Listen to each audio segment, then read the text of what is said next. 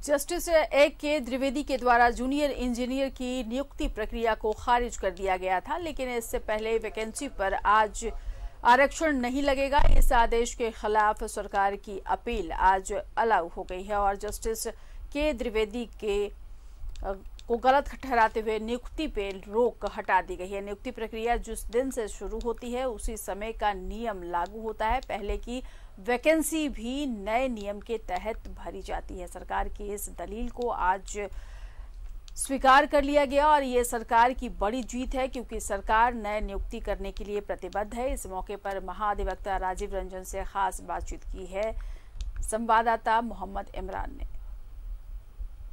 क्योंकि इस दिन कोर्ट में कई गतिविधियां होती हैं, ऐसे में नियुक्ति प्रक्रिया को लेकर भी महत्वपूर्ण जानकारियां निकल कर आ पाई है। हमारे साथ महाधिवक्ता हैं। सर, क्या कुछ आज रहा, आज क्या कुछ खास है नियुक्ति प्रक्रिया को लेकर? आज जो हमने सरकार ने जो अपील फाइल किया था, तो एकल पीठ के आदेश के खिलाफ जो जेपीएससी के असिस्टेंट इंजीनियर्स की जो नियुक्ति प्रक्रिया को पे रोक लगा दी गई थी एकल पीठ के द्वारा, उसको आज डिवीजन बेंच ने खारिज कर दिया। सरकार की अपील स्वीकृत हो गई है और ये सरकार की बड़ी जीत है, क्योंकि हम ये दिखाना चाहते हैं इस सरकार से भी कि नियुक्ति और के लिए हम लोग प्रतिबद्ध हैं।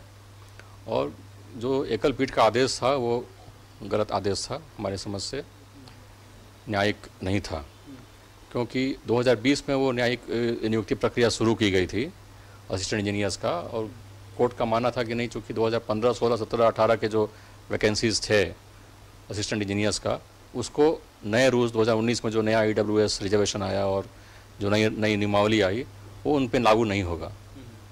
तो इस बात को सरकार की तरफ से हमने पक्ष रखा था कि ये नहीं, जब भी नियुक्ति होती है तो उस दिन का जो रूल होता है, नियम होता है, उसी से वो प्रभावित होता है नियुक्ति प्रक्रिया, चाहे वो वैकेंसी पहले का हो, उससे कोई फ़र्क नहीं पड़ता है।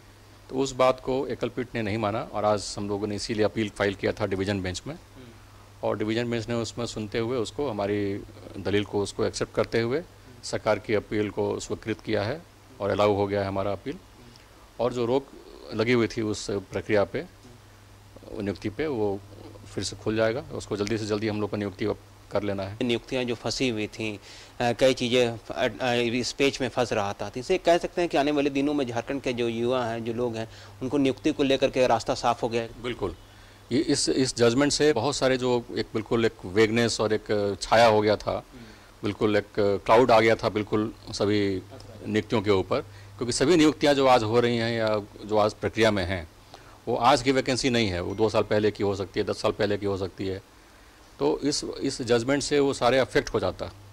इसलिए ये आज का डिवीज़न बेंच का जजमेंट बहुत ही मायने रखता है सरकार के लिए, कि अब सारी नियुक्तियां पे जो अब बिल्कुल अब स्पीड से और काफ़ी त्वरित गति से चलेगा और जल्द से जल्द हम सारी नियुक्तियों को करेंगे और वैकेंसीज पोजीशन सब भरेंगे। पक्ष रखा तभी जाकर के एकल पीठ के जो आदेश थे आज उसमें परिवर्तन हुआ। बिल्कुल, सरकार बहुत ही इसके लिए कृत संकल्प है कि हम लोग नियुक्तियाँ करें, और हमारी प्रतिबद्धता है सरकार का। हमारे माननीय मुख्यमंत्री जी हेमंत सोरेन जी का ये मुद्दा भी है कि ज़्यादा से ज़्यादा हम लोग नियुक्तियाँ कर सकें। किन किन विभागों को पर इसका असर दिखेगा? सारे विभाग में ये सारी चीज़ें, पेच जो था वो ख़त्म हो चुका है या फिर अभी भी कुछ पेच बाकी है इसमें?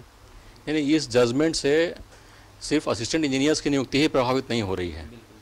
इस जजमेंट से इस नियुक्ति के अलावा जितनी भी नियुक्तियाँ हैं, जितने भी विभाग की नियुक्तियाँ जो जेपीएससी या झारखंड स्टाफ सिलेक्शन कमीशन के पास जाती हैं, क्लास 2, क्लास 3, क्लास 4 की नियुक्तियाँ, वो सभी नियुक्तियाँ इससे प्रभावित होंगी, क्योंकि जो रेशियो है वो हमारे पक्ष में जजमेंट आया है।